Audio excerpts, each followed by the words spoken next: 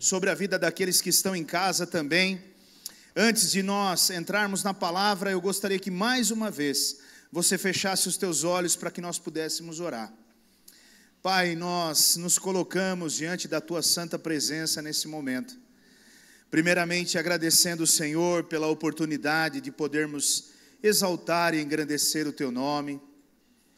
Reconhecemos que nada somos sem ti, reconhecemos que a nossa vida está nas tuas mãos, e tudo que nós somos e tudo que nós temos é um presente dado pelo Senhor. E eu, Pai, em nome de Jesus, peço ao Senhor nesse momento, que através do teu Espírito Santo, venha esclarecer tudo o que vai ser dito aqui nesta noite, que o Senhor possa testificar no coração de cada um dos teus filhos. O Senhor tem liberdade, Espírito Santo, de agir neste lugar. Então, enquanto eu estiver falando, vai testificando no coração de cada um, Senhor. Eu oro nesta noite para que grandes coisas o Senhor faça na vida dos teus filhos e filhas, Pai. Tanto os que estão aqui, como também aqueles que estão em casa. Senhor, eu preciso muito de Ti. Me ajude, me conduza, por favor. Só o Senhor sabe o quanto eu preciso do Senhor nesse momento. Então, por favor, Espírito Santo, segure na minha mão e me conduza em todo o tempo. Em nome de Jesus nós te pedimos e também te agradecemos. Amém, Senhor. Glória a Deus. Amém, queridos? Podem se assentar. Léo, pode tirar essa base para mim, por favor. Deixa o pad desligado, por favor. Glória a Deus. Queridos, nós estamos iniciando mais um mês, né? Nós encerramos na quarta-feira o tema orgulho, e nós estamos entrando nesse mês agora para falarmos um pouco sobre família, né? Tratarmos sobre família. Então, ao longo desse mês, nós iremos falar, trazer direções, palavras que vão nos ajudar, na verdade, a vivermos como família e fazermos da nossa família uma família bem-sucedida, né? Falar sobre família é algo muito simples, porque família é simples, mas infelizmente nos dias atuais, cada vez mais eu vejo o quanto tem se tornado complexo esse assunto família, né? Aquilo que Deus criou numa simplicidade muito grande, um homem, uma mulher e filhos, se tornou algo muito complexo, porque infelizmente o homem, né, ele foi permitindo, ou ele foi saindo do princípio estabelecido por Deus. Veja, queridos, princípio é uma coisa, método é outra. Ao longo desse mês eu quero falar muito claramente sobre isso. Deus estabeleceu um princípio, e o princípio é família. O método você pode trabalhar ele, né, de várias formas, mas o princípio ele é imutável, ele não se muda. Aquilo que muda, o princípio que é mudado, automaticamente ele sai fora do propósito de Deus. Então, como que eu posso exemplificar isso para você? Esse prédio aqui, ele tem essas colunas aqui, ó, e essas colunas que sustentam isso aqui de pé. Isso é como se fosse princípios. A estrutura, o layout, aqui nós podemos mudar, mas as colunas não, porque se nós mudarmos a coluna, a casa cai. Assim como Deus estabeleceu princípios na sua palavra, esses princípios não podem ser mudados. E eu vejo que muitas coisas estão sendo mudadas, princípios estão sendo mudados, e eu creio que nós como igreja, como povo de Deus, precisamos entender isso, e talvez até dar um passo para trás, e aplicar isso dentro da nossa casa, na nossa família, amém? Lembre, querido, Romanos capítulo 12, versículo 2, tem que haver uma renovação da sua mente. Se não houver uma renovação da sua mente, você não consegue experimentar a boa, perfeita e agradável vontade de Deus. Então, abra a sua mente. Talvez muitos de nós estamos com a nossa mente com tantos conceitos, né, até cauterizada a nossa mente já está, com tantos conceitos que vão sendo colocados, mas eu quero que você abra a sua mente e dê espaço para que a palavra de Deus possa entrar na sua mente e renová-la, para que você possa então experimentar tudo o que Deus tem para você e também para a sua família, amém? Ainda que aos nossos olhos, né, muitos de nós podemos pensar assim: Mas, pastor, só um milagre de Deus para minha família ser restaurada, só um milagre de Deus para minha família viver tudo isso que o Senhor está falando. Queridos, nós servimos a um Deus que fez com que um homem que havia 4 dias morto dentro de uma sepultura, de um sepulcro, saísse de lá de dentro andando. O que é para ele fazer da sua família uma família bem-sucedida? Nada, nada, acredite, nada, nada, para Deus nada. Mas uma coisa nós precisamos entender: Deus trabalha de uma forma muito simples. Ele faz a parte dele e eu e você fazemos a nossa. É um trabalho em conjunto. Deus não faz tudo. Deus faz a parte que é dele e eu e você fazemos a parte que é nossa. Amém? E na semana passada eu estava ministrando um casamento, né?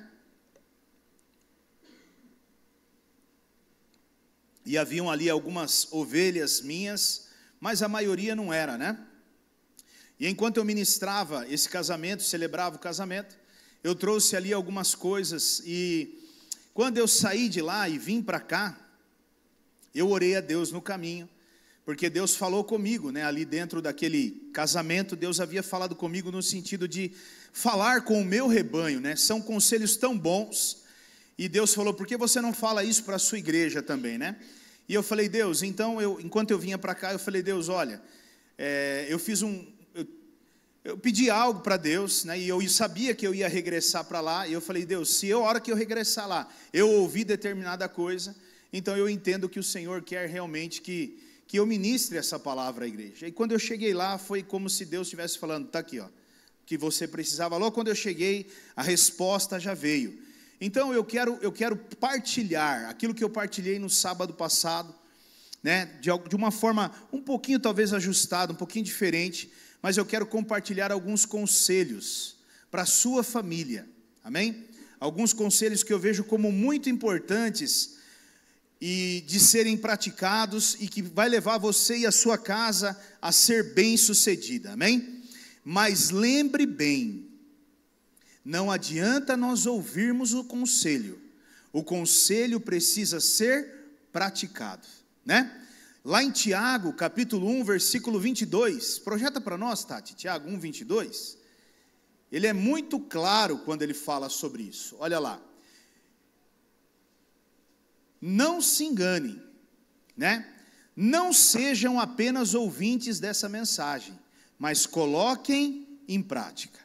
Tem uma versão que diz assim: sejam praticantes da palavra, e não apenas ouvintes, enganando a vocês mesmos. Meu irmão, se você ouvir a palavra e não praticá-la, você está enganando a você mesmo. É a mesma coisa que você querer colher laranjas no seu quintal, aonde você nem sequer semeou um pé de laranja, ou plantou uma muda de laranja. Quem colhe laranja aonde não plantou laranja, meu irmão? Não se colhe, querido. Não se colhe aonde não se semeia. Então, se você quer colher uma família bem-sucedida, entenda, você precisa praticar os princípios da palavra de Deus. Senão, vai ser só alguém que vai ver famílias sendo bem-sucedidas, mas a sua continua vivendo a mesma coisa. Amém? Então, o primeiro conceito, ou o primeiro conselho que eu queria passar a você é: edifique sua casa sobre a rocha. Diga: eu preciso edificar a minha casa, a minha família sobre a rocha. Olha que interessante o que a palavra de Deus fala lá em Mateus 7, do 24 até o 27. Ela diz assim, ó: portanto, quem ouve essas minhas palavras e as pratica, é como um homem prudente que construiu a sua casa sobre a rocha. Caiu a chuva, transbordaram os rios, sopraram os ventos e deram contra aquela casa, e ela não caiu, porque tinha seus alicerces na rocha. Mas quem ouve essas minhas palavras e não as pratica, é como um insensato que construiu a sua casa sobre a areia. Caiu a chuva, transbordaram os rios, sopraram os ventos e deram contra aquela casa, e ela caiu, e grande foi a sua queda. Então aqui nós vemos que a palavra nos fala sobre dois tipos de solo, ou dois tipos de lugar que nós podemos edificar a nossa casa. Sobre a rocha, que é Jesus, e sobre a areia, que é o mundo. Se você edificar a sua casa segundo os padrões do mundo, você está edificando a sua casa na areia. E quando a chuva e a tempestade vier, ela vai derrubar a sua casa. E grande será a queda da sua casa. Mas ele diz aqui, que quando você edifica a sua casa sobre a rocha, que é Jesus, ainda que as tempestades venham, e creia e acredite, elas virão. Mais cedo ou mais tarde, as tempestades virão.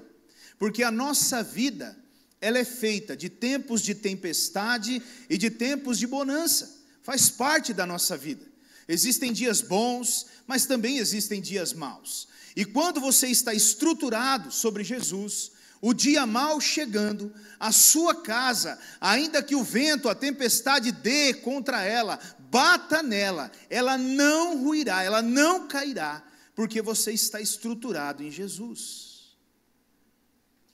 Então esse é um conselho muito prático, e às vezes nós falamos assim, mas isso eu já sabia, pastor. Pois é, querido, a minha pergunta é, você tem edificado a sua casa, a sua família em Cristo?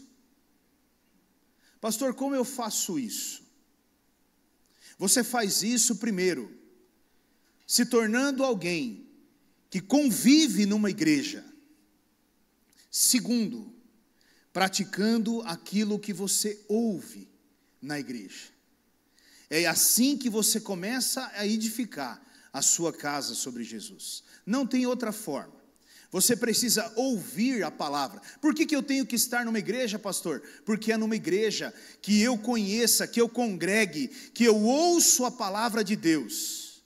E ali eu recebo essa palavra e eu volto para minha casa e eu coloco ela em prática dentro do meu lar, nos mínimos detalhes. Ainda que seja difícil. Ainda que muitas vezes seja até uma provação mesmo edificar a minha casa sobre a rocha. Eu sei que muitos enfrentam lutas, desafios dentro da casa, com o seu esposo, com a sua mulher, com seus filhos. Eu sei que há muitos desafios, mas uma coisa eu sei: se a sua casa estiver sobre Jesus, ela jamais ruirá. E ainda que os ventos batam, eu creio que no tempo certo, o Senhor trará novamente a sua família para o centro da vontade de Deus. Há um tempo atrás, esses dias atrás eu estava partilhando com alguém esse assunto, né? Um pastor, pai de 4 filhos, ele teve um dos seus filhos, né? Todos os filhos foram criados dentro da igreja, né? E esse assunto ele é muito importante porque nós achamos que criamos os nossos filhos dentro da igreja, eles são crentes. Filho de crente não é crente, meu irmão. Ele vai crescer e ele vai se converter com o passar do tempo. Filho de crente não é crente, ouça bem isso. Ele vai crescer aprendendo o caminho que ele deve andar, mas quando ele chegar numa determinada idade, ele vai precisar ter as experiências dele com Deus para se manter em Deus. Entende? E isso é muito importante, por isso que nós pais precisamos interceder e muito pelos nossos filhos. Mas uma coisa é fato, uma vez que eles conheceram o caminho, eles vão voltar para esse caminho, isso é fato. Mas o que eu quero dizer é uma outra coisa. Esse pai, ele tinha 4 filhos, e desses 4 filhos, o mais velho, ele decidiu no meio da caminhada dele partir para uma outra religião, né? Ele foi para o espiritismo. E esse pai, naquele momento ele falou, meu Deus, e agora, né? O que eu faço? E ele foi orar, e na casa deles, eles tinham sempre o hábito de toda semana, terem um culto familiar, e aí toda semana um ministrava a palavra, né? Numa segunda um ministrava, na outra segunda outro ministrava, e aí quando chegou no dia daquele filho, aquele filho estava esperando para ver o que ia acontecer, e aquele pai vira para ele e fala assim para ele, nós queremos que você compartilhe as experiências que você tem aprendido. E ele não entendeu. Mas como assim? Eu vou compartilhar algo que vai contra aquilo que vocês acreditam. Não, meu filho, pode partilhar. E ele partilhou uma semana, ele partilhou um mês, e ele foi partilhando e todos foram ouvindo aquilo. E quando deu um ano, aquele filho virou para o pai e falou: pai, eu quero voltar para Jesus. E aí aquele pai disse para ele: mas por que você quer voltar para Jesus? Ele disse: porque vocês nunca me rejeitaram diante da decisão que eu tomei na minha vida. E hoje eu vejo que o melhor caminho para mim é Jesus, e eu quero Jesus. E aquele filho então volta novamente para a casa do pai, e volta novamente a servir a Deus. Então é uma tempestade, mas e se essa família não estivesse sobre a rocha? O que será que teria acontecido? Talvez esse pai tivesse mandado esse filho embora, talvez uma rebelião, uma guerra acontecesse naquela casa, e ninguém aqui está imune a isso. Todos nós passamos, aqueles que têm filhos principalmente, porque eles vão crescendo e vão começando a ter as suas próprias opiniões, e as suas próprias vontades. E o que fazer? O que fazer é nos firmarmos na rocha. Então, se você quer que a sua família seja bem-sucedida, edifique a sua casa sobre a rocha. Pastor, mas hoje eu estou sozinho, ou hoje eu estou sozinha. Ainda assim, edifique a sua família, a sua casa na rocha. Na rocha, não segundo o padrão do mundo, porque o padrão do mundo ele é muito simples. O padrão do mundo é: não deu certo, separa, não deu certo, larga, não deu certo, vai embora. Esse é o padrão do mundo, amém? A gente que convive em meio a essas questões de casamento, nós vemos como é impressionante, irmãos. A coisa que eu mais me impressiono é o casamento em si, a celebração do casamento, né? Meu irmão, é um negócio assim, sobrenatural mesmo. Você fala: Senhor, cara, quem vai celebrar o casamento, você fala assim: cara, eu não posso. Você fica tenso ali no movimento, você fala: meu, você não pode cometer um erro aqui, porque o negócio aqui é foto para todo lado, filmagem para todo lado, uma coisa maluca, né? Mas às vezes é 3 meses, e aí você encontra aquele casal e eles já se separaram, e você diz: mas e aquele amor todo? E aquela estrutura toda? Né? E ficam separados pagando mais 20 anos de casamento ainda, né? Porque normalmente um evento desse não custa barato. Por quê? Porque a casa está sendo edificada sobre padrões mundanos. Os conselhos, eles vêm segundo o mundo.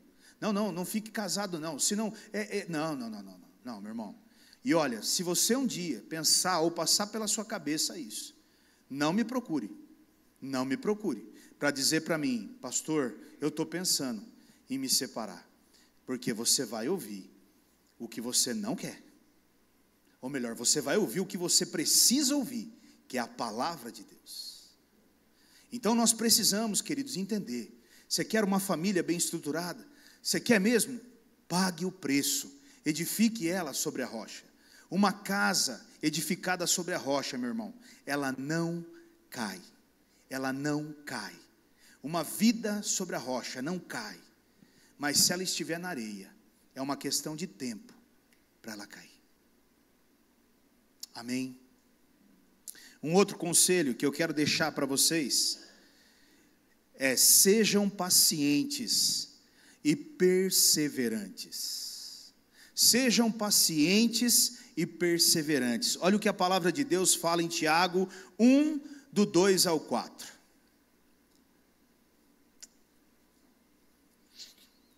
Meus irmãos, considerem motivo de grande alegria o fato de passarem por diversas provações. Tiago aqui parece até irônico, né? Essa palavra é irônica para nós, né? Tenha motivo de grande alegria. Imagina a pessoa feliz por estar passando. Glória a Deus, pastor, é só provação lá em casa, e nós estamos louvando de pé, né? Ai, meu Pai eterno, né? Mas deveria ser assim. Por quê? Pois vocês sabem que a prova da sua fé produz perseverança, e a perseverança deve ter ação completa, a fim de que vocês sejam maduros e íntegros, sem lhes faltar alguma coisa. Meu irmão, uma coisa que é muito difícil nos dias de hoje é sermos pacientes e perseverantes. Principalmente quando se trata de um lar. Nós somos pacientes com os de fora, nós somos pacientes com algumas pessoas, mas quando nós entramos do portão da nossa casa para dentro, e nós entramos dentro do convívio familiar, a paciência e a perseverança é algo que dificilmente a gente consegue trabalhar. Mas, querido, escute bem, o que faz de uma família forte, é a paciência e a perseverança. Sabe por que a maioria dos casais, por exemplo, casais que casam, mas tem tudo pronto, sabe, está tudo pronto, casou, a casa está pronta, o salário é muito alto, a vida é muito boa, tudo muito bom, eles nunca pensaram assim, meu Deus, será que vai ter dinheiro para pagar uma conta de água esse mês? Esse casal, ele nem sabe o que é um problema. Quando o dinheiro não der para pagar a conta de água, o casamento acabou. Você separou por quê? Porque não tinha dinheiro para pagar a conta de água. Meu irmão, sabe aonde um casamento é fortalecido? Quando os problemas começam a vir, você vai se tornando cada vez mais maduro, você vai se tornando cada vez mais paciente, você vai sendo tratado por Deus, dia após dia, e isso vai fazendo de um casal maduro, um entendendo cada vez mais o outro, porque é na falta que nós realmente vemos quem é que está com quem. Dividir uma picanha é muito tranquilo. Eu quero ver você falar assim, vamos dividir um ovo, metade meu, metade seu, porque é o que tem para hoje. Está amarrado, pastor, porque eu não nasci para viver essa vida. Sabe, meu irmão, olha, como nós aprendemos quando nós passamos por dificuldades na nossa vida e como nós valorizamos as coisas. Quando nós passamos por esses problemas que a vida muitas vezes nos traz. O que eu mais vejo hoje é a falta de paciência. Falta de paciência com os filhos. Nós queremos que crianças de 10 anos já sejam adultos de 20. Esses dias atrás, e às vezes a gente se pega nisso, e a gente se pega. Lá em casa, matemática sou eu. Professor de matemática sou eu. Aí eu vou lá falar para o Isaac, vai lá, fazer uma expressão numérica aí, que eu quero ver como é que vai ser essa conta aí. Aí o Isaac começa a fazer a expressão. Irmãos, é só por Jesus Cristo. Meu Deus, né? Filho do céu, você não ouviu ainda que primeiro você resolve parênteses, depois colchetes, depois chave. Meu Deus, isso é básico, filho. Olha eu falando com o Isaac. Isso é básico, filho. E ele olhando para mim assim, tipo assim, o que é parênteses? O que é colchetes? Da onde vem se tem chaves? O que é o chaves? Chaves é o que passa na televisão, pai? Irmãos, faz parte do processo de aprendizagem. E eu olhar, e aí, irmão, quando você vai orar depois, o Espírito Santo, ele faz aquele exame em você, que ele fala assim, vem cá, bonitão, sábio, sabichão, deixa eu te lembrar, você quando tinha os seus 10 anos de idade, se você resolvia o cochete, o parente e a chave, né? Irmão, quando eu tinha 10 anos de idade, eu ficava torcendo para ter greve na escola, para eu não ir para a escola, filho. Nós não podemos mentir, né? Nós não podemos mentir, velho. Tem que falar a verdade, né? Entende? Nós não temos mais paciência. Nós queremos que tudo aconteça. Nós queremos que o nosso casamento seja o melhor, sem fazermos nada, sem pagarmos um preço. Meu irmão, você tem que aprender a crescer muito em paciência e perseverança, porque isso é a base de uma família. Mas eu já falei uma, fala 2. Mas eu já falei 3, pastor, fala 4. Mas eu já falei 6, fala 10. Porque se tem alguém que exerce paciência e perseverança comigo e com você, tem nome: Jesus Cristo. Pensa em alguém que exerce paciência e perseverança comigo e com você. Esse exerce, cara. Mas exerce, meu. Pai, mais uma vez, Senhor, eu quero te pedir perdão. Já o ano inteiro pedindo perdão pelo mesmo pecado. Pai, eu quero te pedir perdão de novo. E eu não vejo Jesus em momento algum nos trazendo uma retaliação. Senta aí que agora eu vou te falar. Não, é misericórdia e graça. É misericórdia e graça. E por que nós não usamos disso com as pessoas da nossa família? Amém? Os grandes problemas dentro de um lar, eles acontecem exatamente por isso, pela falta de paciência. Querido, tudo tem um tempo. Tudo tem um tempo. Tudo faz parte de um processo. Amém? Nós estávamos ali agora, hoje à tarde, das 4 às 6, eu fiquei ali de babá do Vitor, né? Ali, eu e o William ali. Aí o William falou assim: pastor, você quer mais um? Eu falei: William, olha. Eu falei: William, cara, melhor não, William. Melhor não.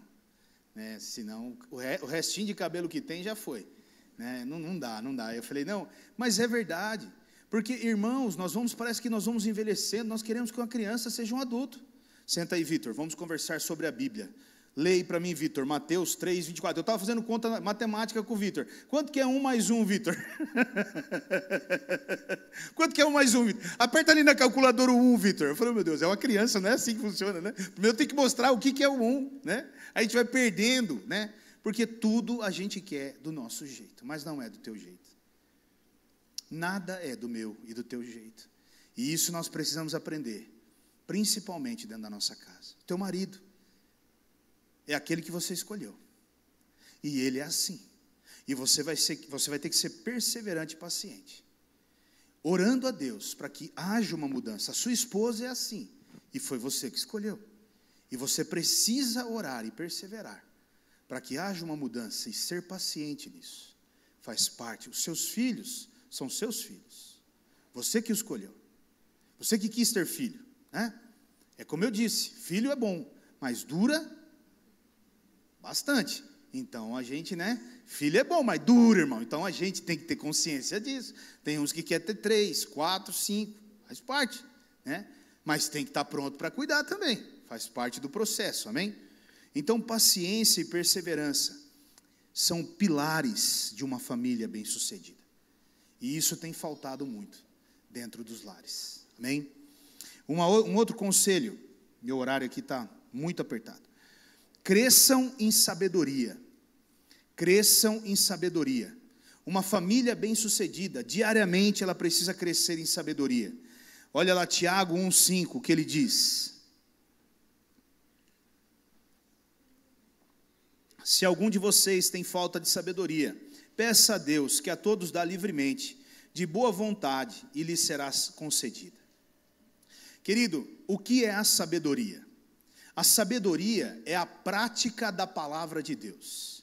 A sabedoria, a verdadeira sabedoria, nada mais é do que praticarmos o que a palavra de Deus nos pede. Quando você pratica o que a palavra de Deus te pede, você vai crescendo em sabedoria. Quanto mais você faz isso, mais sábio você se torna. Quanto mais você pratica a palavra, mais sábio você se torna.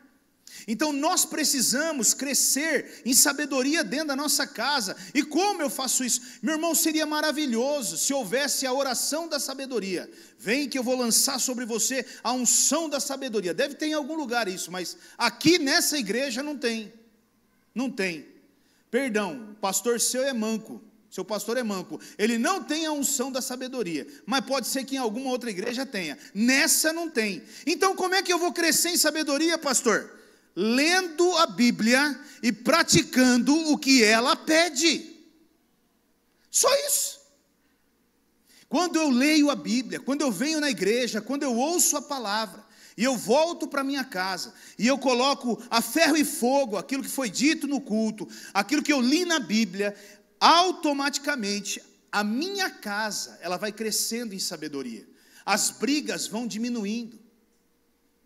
Os conflitos vão diminuindo. Quando eu leio, por exemplo, um provérbio que diz: a resposta branda, ela acalma a intensidade da discussão ali.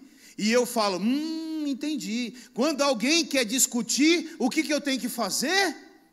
Eu tenho que responder com brandura. Eu não posso colocar gasolina na briga, porque se eu colocar gasolina, o que vai acontecer? Não é a resposta ríspida que acalma a briga, é a branda. Alguém tem que ter brandura ali, porque senão o negócio vai continuar e vai aumentar cada vez mais. Então é necessário, e isso não é só entre marido e mulher, muitas vezes é entre pais e filhos. Porque pensa numa geraçãozinha dura de trabalhar. Então há 1000 anos à nossa frente, não é verdade? Pensa, eles sabem tudo. Nossa, eu vejo às vezes, eu vejo o Isaac, às vezes aí eu falo para você, senta aí, Rose, que ele vai dar uma aula para a gente aqui agora. Vai, filho, ensina a gente aí, vai. Vamos lá, vai, explica para nós aí. Porque vocês não sabem nada. Tá, chegou o doutor. Vai, doutor, senta aí. Vamos lá, ensina a gente então. E tem hora que eu deixo, irmão. Tem hora que eu deixo. Tem hora que é até bonito de ver. Vai lá. Vai lá, vai lá, vai lá. Faz o que você quer fazer, vai lá. Às vezes nós estamos falando sobre, por exemplo, basquete, né? Ele está jogando, treinando basquete. Aí eu falo para ele, filho, você não sabe de nada, pai. Tá certo. Você sabe, né? É verdade. Então continua na sua jogada aí. Continua. Irmãos, é uma coisa de louco. Agora, você também era assim. Eu também era assim. Nós éramos assim. Ou não era? Meu pai não sabia nada, minha mãe não sabia nada. Quando meu pai ia falar alguma coisa para mim, eu falava para ele, cara, você é ultrapassado, você não sabe de nada, você não entende nada, pai. Pai, vocês estão vivendo há 100 mil anos atrás, cara, nós já estamos na atualidade. Meu irmão, eu lembro quando eu decidi comprar um carro com 16 anos, eu falei, pai, eu vou comprar um carro com 16 anos. Ele falou, legal, você tem carta? Não. Aí ele falou, então como é que você vai comprar um carro? Eu falei, não, mas eu vou comprar e deixar na garagem. Eu não vou andar com o carro. Ele falou, tá. Tá bom, vai lá comprar então. Irmãos, ai gente, mas sabe, a gente precisa entender que a sabedoria, ela leva a gente a resolver as situações, não da maneira errada, e é esse o grande problema, não saber falar, não saber tratar, quando vê já deu a pancada, quando vê já estourou tudo. E não é assim que funciona. Nós precisamos saber falar, nós precisamos saber argumentar, e muitas vezes até nos sentarmos com a própria palavra de Deus e mostrar biblicamente aonde está o erro. O problema é que há muita falta de sabedoria dentro de lares, muita falta. E eu digo a você, só tem uma maneira de você crescer em sabedoria, praticando o que a palavra de Deus te pede. Seja praticante e não apenas ouvinte. Só pratique, meu irmão. Só pratique. É para perdoar? Está perdoado. É para mudar isso? Vamos mudar isso. É para ajustar isso? Vamos ajustar isso. Isso é sério. Esses dias atrás eu estava ouvindo algo muito interessante, né? E às vezes é algo que nós precisamos parar e refletir. Às vezes você recebe uma direção, ou vem buscar uma direção, né? E como é difícil para nós buscarmos uma direção e praticarmos a direção. E eu estava ouvindo isso de uma pessoa, né? Não, nós temos que ser obedientes, nós temos que realmente ter sabedoria, ouvir os conselhos e colocá-los em prática. Porque a nossa vida muda, e muda mesmo, irmão. Não tenha dúvida disso. Seja sábio. Você tem pessoas perto de você que podem mudar a sua vida. Podem te dar conselhos de Deus, coisas do céu. Mas você precisa entender que você precisa ouvir e praticar. Ouvir e praticar. Não adianta só ouvir. Ouvir e praticar, ainda que muitas vezes seja contrário àquilo que você queria, e às vezes é,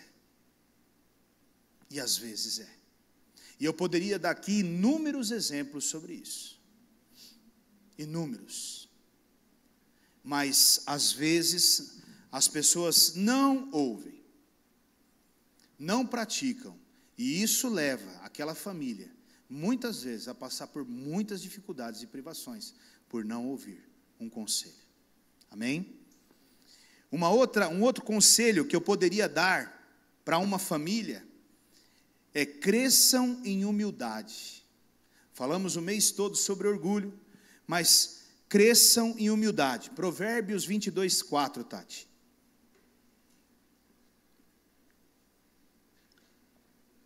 A recompensa da humildade e do temor do Senhor são riqueza, honra e a vida. Ou seja, tudo o que nós precisamos, tudo o que nós queremos para a nossa família, a riqueza, a honra e a vida, é a recompensa da humildade. O que a humildade nos traz é isso, meu irmão.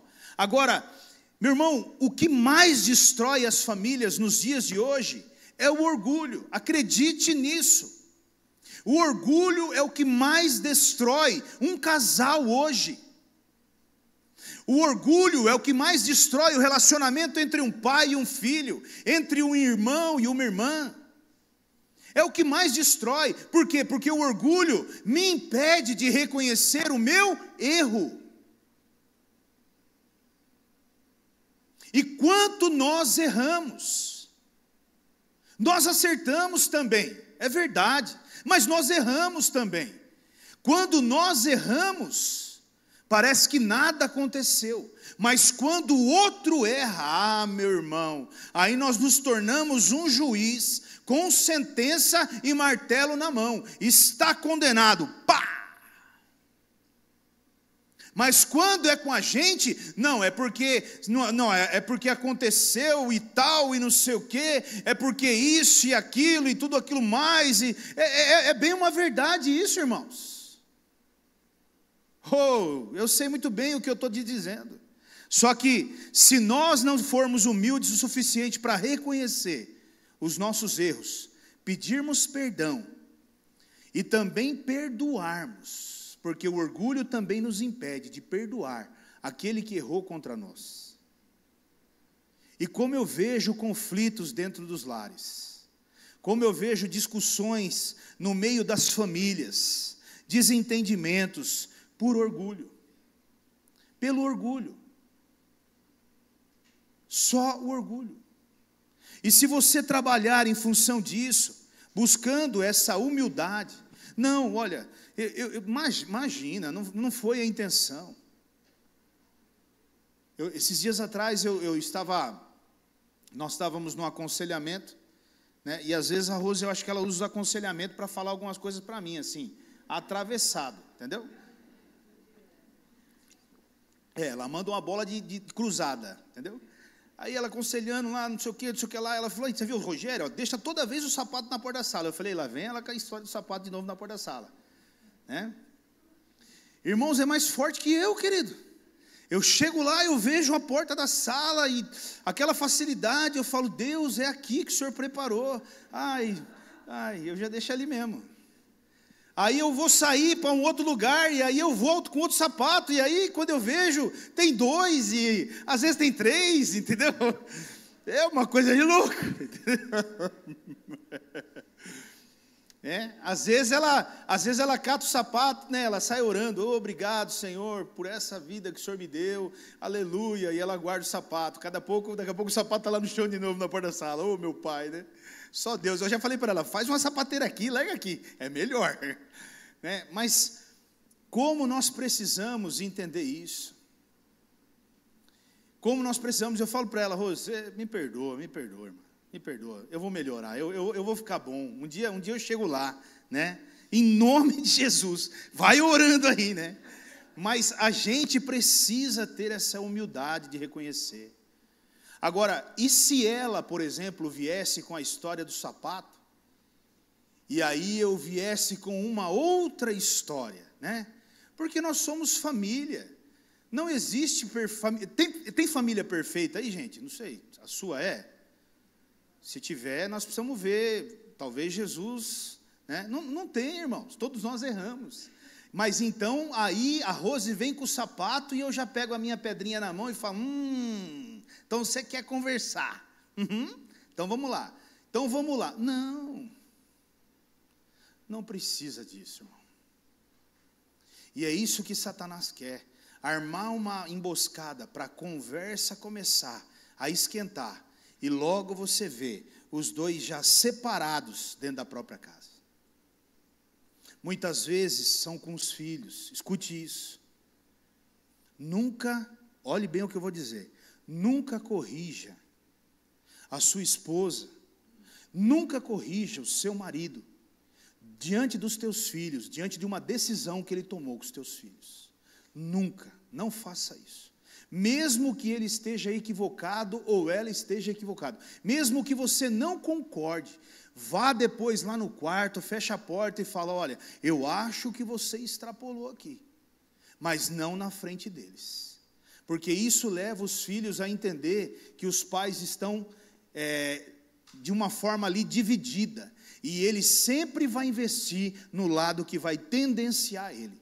Não, ele precisa enxergar que ali há um só, e uma opinião só, e não adianta na onde ele bater, ele vai se estourar. Agora, se ele encontrar essa divisão, é o que ele precisa para ele continuar fazendo algumas coisas na vida dele. Então, não faça isso.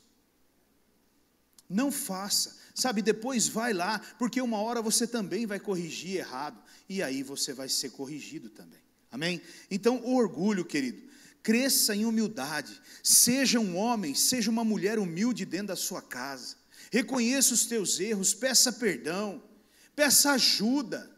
Como é bonito um marido pedir ajuda à esposa, e a esposa pedir ajuda ao marido. Eu não estou conseguindo, eu não sei como fazer isso, eu não consigo sair desse lugar, você pode me ajudar? Ou uma mãe pedindo para um filho pedindo para uma mãe, para um pai. Mas é muito difícil, porque o orgulho não deixa. Aliás, olhe, uma das coisas que eu vejo muito nos dias de hoje, e eu espero que não esteja acontecendo no nosso meio, a competitividade entre um casal. A competitividade, um querendo ser maior do que o outro, um querendo estar na frente do outro. Casal não foi feito para andar um na frente do outro. Casal foi feito para andar de mão dada, juntos, na mesma, lateralmente um do outro, não um na frente do outro. Sempre se propondo como melhor que o outro. Não, meu irmão, entenda, vocês casaram e estão dentro do mesmo barco. Se um afundar, os dois afundam. Se um crescer, os dois crescem. Se um cair, os dois caem. Por isso que nós temos que entender a importância disso. Nós precisamos sempre trabalhar nessa direção. E como eu vejo nos dias de hoje, isso acontecendo no meio das famílias. E nós vamos ter muito tempo para isso. Outra coisa que eu vejo muito claramente dentro das famílias, a separação financeira, o meu dinheiro, o seu dinheiro, isso aqui é meu, isso aqui ninguém sabe, ninguém toca. Não, irmãos, quando você casou, você se tornou um, e quando você se torna um, é um em tudo, tudo. Entendeu? Mas pastor, eu preciso cuidar das finanças. Eu não estou dizendo que não tenha que ter, dentro de uma casa, alguém que cuide, porque todo lar precisa ter alguém que cuide de finanças, ou é o marido ou é a esposa, dependendo do lar, a esposa, dependendo do lar, o marido. Aquele que tem uma habilidade maior para lidar com contas, com gestão financeira, é aquele que vai assumir essa área da família, mas é tudo um. E você pode até não concordar comigo, mas é. Um último conselho: envolva Deus na sua família, envolva Deus no seu casamento, faça com que Deus participe da sua casa. Como? Eclesiastes 4:12, vamos ver o que a Bíblia diz.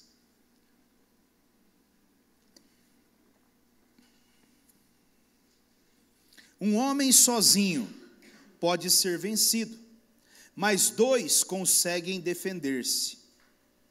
Um cordão de 3 dobras não se rompe com facilidade.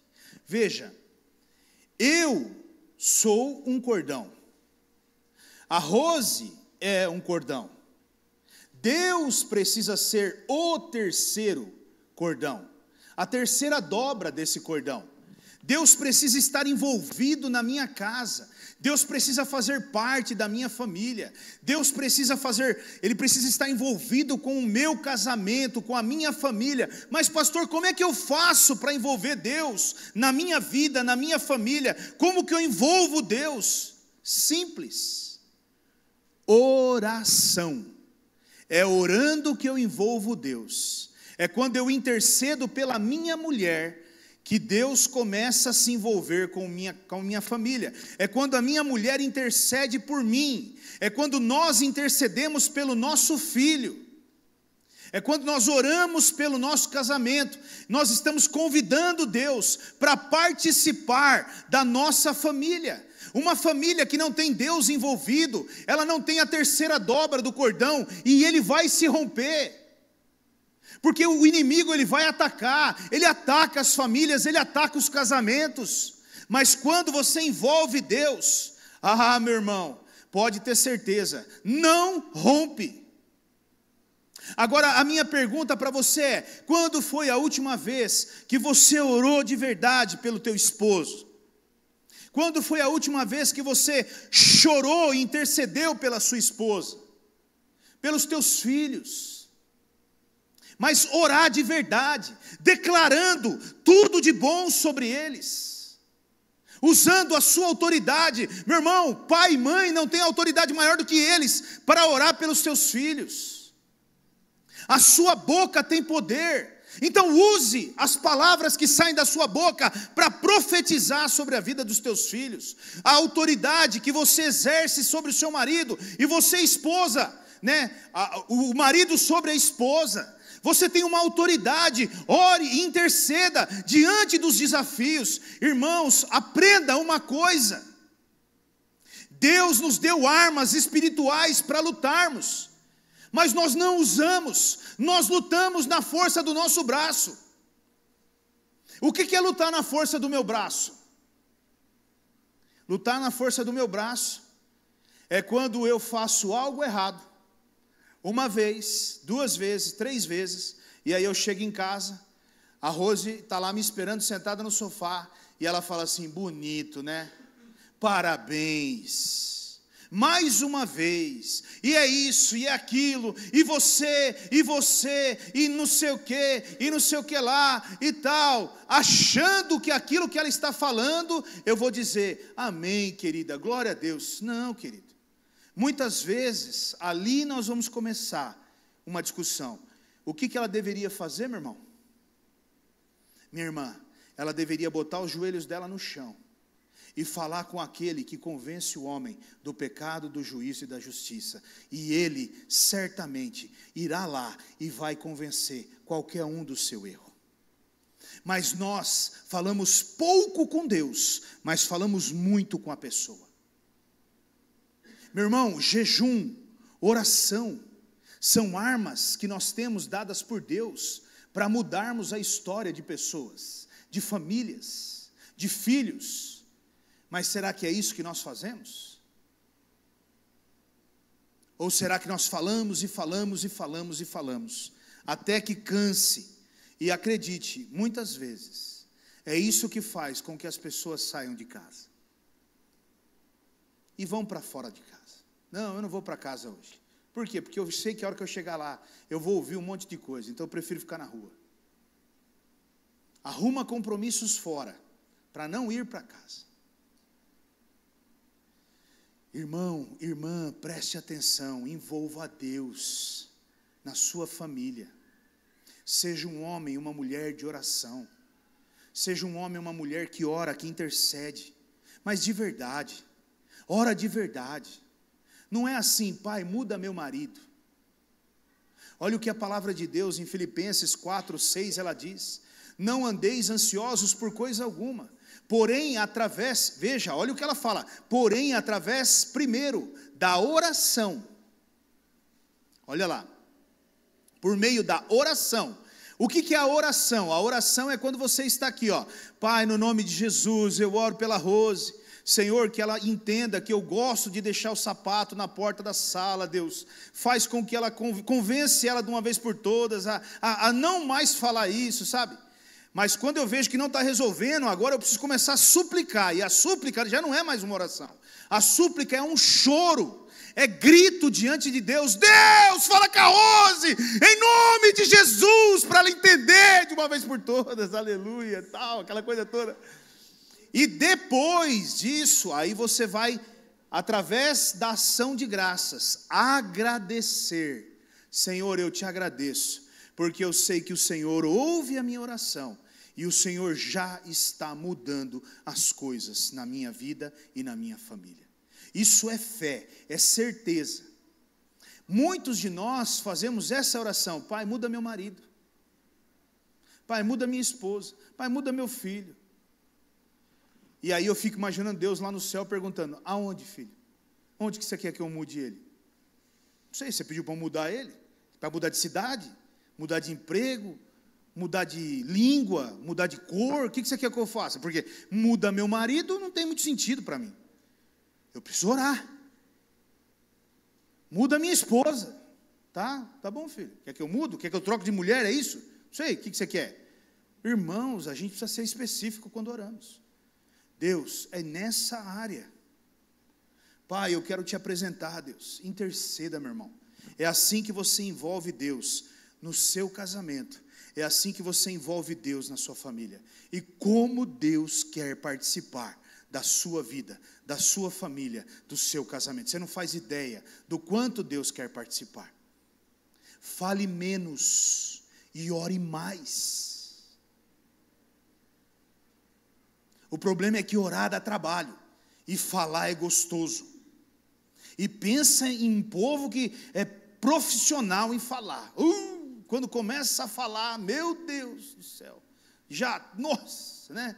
É até bonito de ver. E acusa daqui, e acusa dali. A pergunta é: será que nós estamos com as costas zeradas ou também não temos nenhum BO para trás? Amém?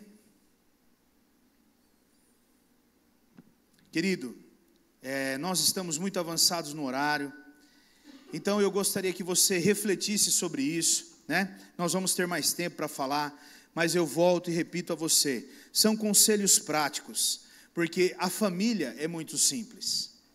A sofisticação, né, é que o homem tem empregado dentro de um lar.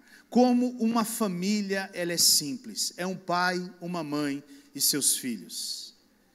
E se nós entendermos isso e começarmos a praticar isso, respeitando o nosso lugar, e eu quero muito falar sobre isso ao longo desse mês, o lugar do homem, o lugar da esposa, o lugar do marido, o lugar dos filhos, princípios que Deus estabeleceu, que não devem ser mudados, embora hoje, cada vez mais tem sido mudado.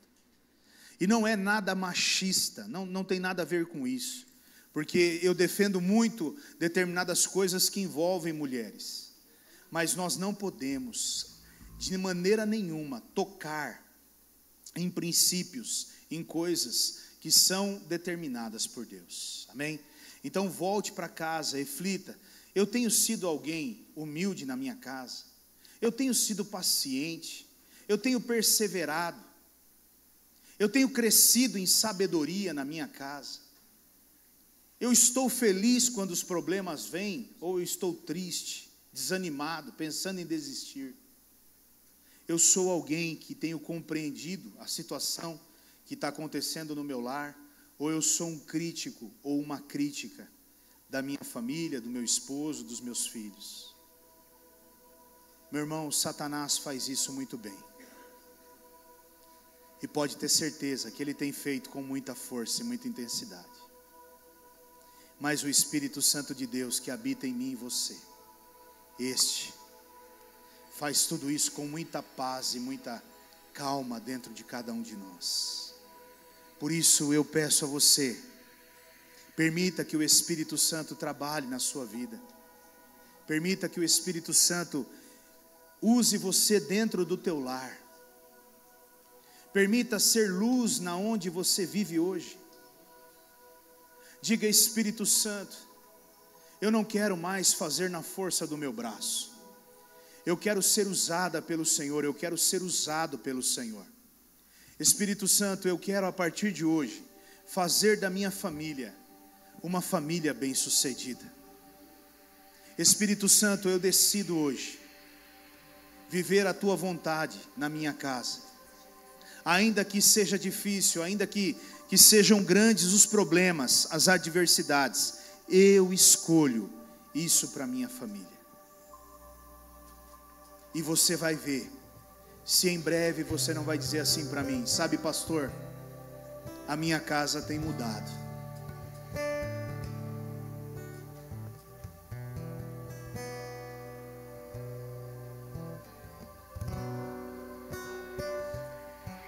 A família é um projeto de Deus.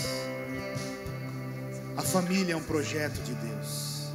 E o maior alvo de Satanás é destruir a família. Porque quando ele destruir a família, ele vai chegar diante de Deus, vai apontar o dedo para Deus e vai dizer assim: olha o seu projeto lá na terra. Olha o projeto teu lá na terra. Olha o que virou o projeto teu lá na terra. Aquilo que você queria criar lá na terra, olha o que eu fiz deles. Pais brigados com filhos, pais que não olham na cara dos seus filhos, maridos que não falam com a esposa, esposa que não falam com o marido. Eu consegui colocar o orgulho no meio deles, eu consegui dividir eles, eu consegui fazer deles pessoas rebeldes. Eu não deixo mais eles terem paciência um com o outro. Eu fiz com que eles realmente se levantassem, marido contra esposa e esposa contra marido, e eu fiz que juntos eles se levantassem contra os filhos. Mas nessa noite o Espírito Santo de Deus está dizendo aqui para você: se você hoje, assim como ele disse em Apocalipse 3:20, eis que estou à porta e bato. Se você abrir a porta, eu entrarei e eu cearei com você. E nessa noite o Espírito Santo está dizendo: eis que estou à porta e bato. E se você abrir a porta do seu coração hoje, eu vou entrar e eu vou começar uma nova história e um novo tempo na sua família, através de você, independente do lugar que você se encontra. Porque hoje você vai ser luz na sua casa, porque hoje você vai carregar com você o centeio de Deus, e você vai levar com você a luz de Jesus, e você vai ver a transformação que vai acontecer na sua família. Eu não tenho dúvida que Deus está trabalhando para que as nossas famílias sejam muito bem sucedidas. Eu creio que os vícios cairão. Eu profetizo que os vícios cairão na sua casa. Eu profetizo que todo e qualquer vício já caiu, em nome de Jesus. O vício da bebida, o vício da droga, vai cair, em nome de Jesus. Os jogos, eles vão cair, em nome de Jesus. Eu determino isso hoje, em nome de Jesus. Ei, acredite e creia. Um novo tempo vai começar na sua casa. Receba de Deus, tome posse disso.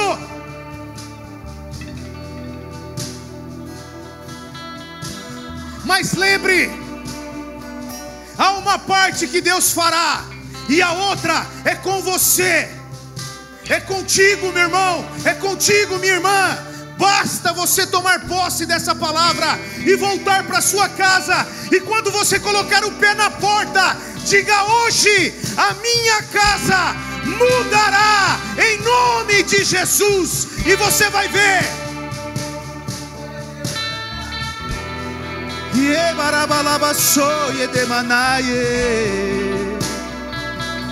Sorodomanaia soyandele manaye, riore de manama namasore de manaye.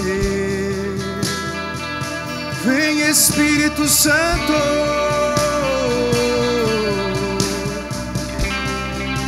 oh yemanana namasore de manai, oh yemanama namasore de manaye.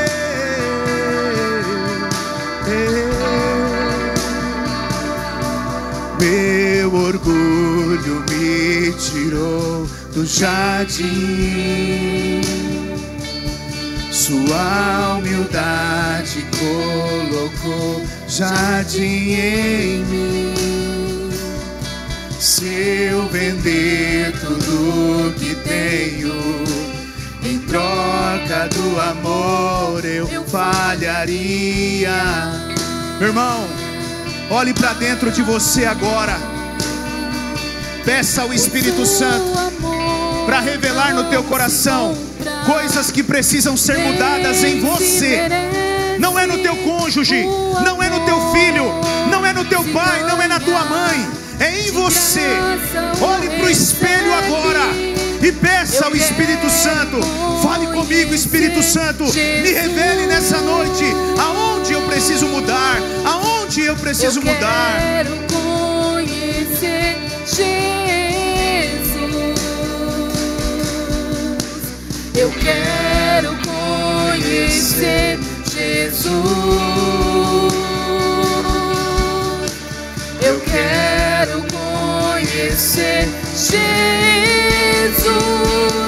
Meu amado é o mais belo entre milhares e milhares. Meu amado é o mais belo. Meus irmãos, vamos nos colocar de pé.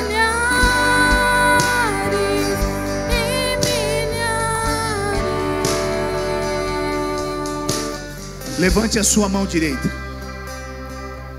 Se você crê comigo, levante a sua mão direita. Diga assim: Jesus, eu invoco o teu nome e eu invoco o teu sangue nesta casa hoje.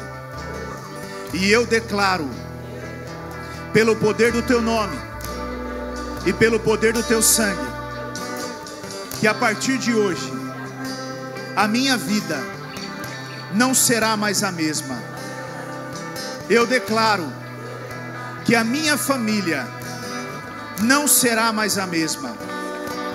E eu declaro que eu e a minha casa serviremos ao Senhor.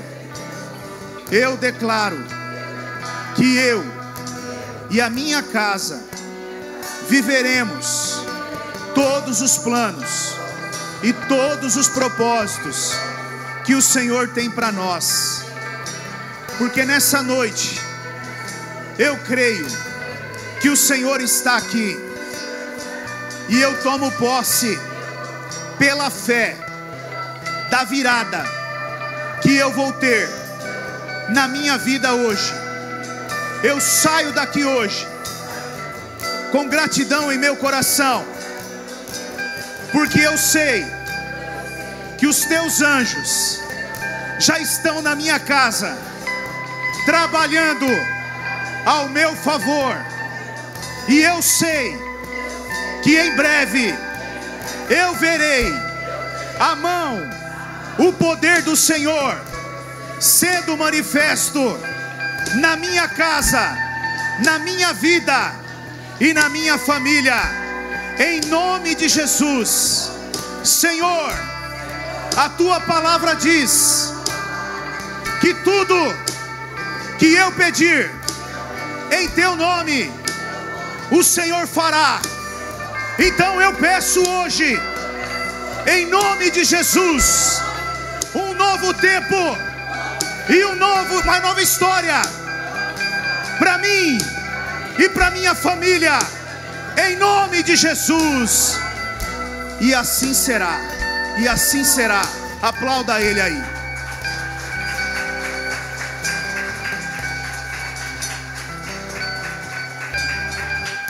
Meu irmão, olhe para mim.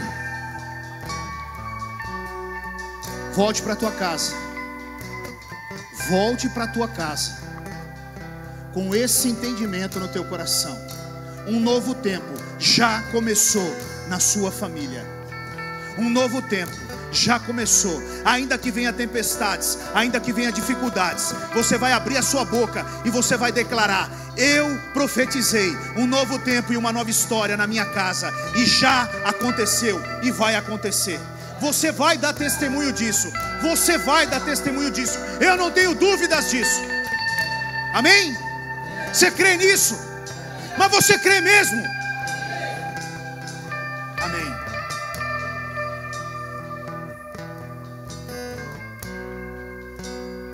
Um dia,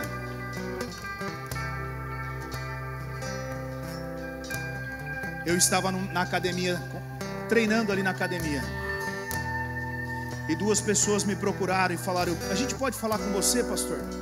E eu disse: pode sim. A gente queria fazer algumas perguntas e tal. E elas fizeram as perguntas. E eu perguntei, eu disse: qual é o nome do teu esposo? E ela disse o nome do esposo dela. E eu disse para ela: o teu esposo, em breve, ele vai servir a Deus. E parecia loucura. E eu dizia: ele vai servir a Deus. E o nosso Deus é um Deus tão perfeito, que Ele me fez andar num monte de academias na cidade do Tupéva, mas Ele fez eu entrar naquela lá e permanecer lá. E agora ela já sabe que tem duas pessoas dentro dessa igreja que já conhecem o marido dela, e essas duas pessoas vão trazer o marido dela, e ele vai servir nessa casa, e ele vai servir nessa casa. Eu não tenho dúvida disso. Eu não tenho dúvida disso. Ainda, e eu dizia: creia, porque vai acontecer. Eu tenho orado e Deus vai agir, e Ele está agindo, e em breve você verá. E eu peço a você nessa noite: tome posse, gere fé no teu coração, porque o que Deus quer é de homens e mulheres com essa fé no coração, para que Ele possa se mover nessa terra. A sua família só tem uma coisa que Deus quer fazer nela: que ela se torne luz nessa terra, bem-sucedida, para que os lá de fora olhem e digam: eu quero uma família dessa. E Jesus pode dar, e através da minha e da sua vida, do meu e do seu casamento, que muitas pessoas vão entrar aqui dentro. Só permita e pratique o que Deus está te pedindo na palavra dele. Amém?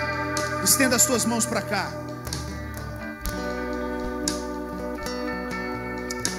Oh Deus, que a graça e a paz do Senhor e o amor do Senhor esteja sobre você e esteja também sobre o teu lar aqui representado. Que a bênção do Senhor te acompanhe por onde você for. Que a presença doce do Espírito Santo não saia do teu lado, e em todo tempo Ele te aconselhe, em todo tempo Ele te instrua. Que o Senhor traga provisão para você e você não tenha falta de nada ao longo dessa semana. Que o Senhor supra todas as tuas necessidades, seja materiais, seja espirituais. Que o Senhor te traga toda a provisão e toda a proteção necessária. Que você volte para casa em paz e em segurança, e que você tenha uma semana sobrenatural. Que essa semana seja uma semana de mudança e transformação na sua casa e na sua família, em nome de Jesus. Amém e amém.